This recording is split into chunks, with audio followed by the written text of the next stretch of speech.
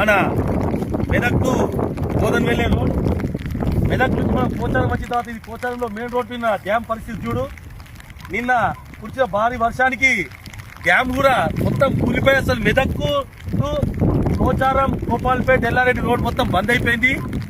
అసలు ఎంత భారీ వర్షం అంటే ఇంత భారీ వర్షానికి ఇలాంటి రోడ్ అసలు రోడ్ అయితే ఏంటి అర్థం కాని పరిస్థితిలో ఒక వాగులో ఉన్న పరిస్థితి ఉంది. మొత్తం పోచారం డ్యామ్ టోటల్లీ పొంగి పొర్లిపోతుంది.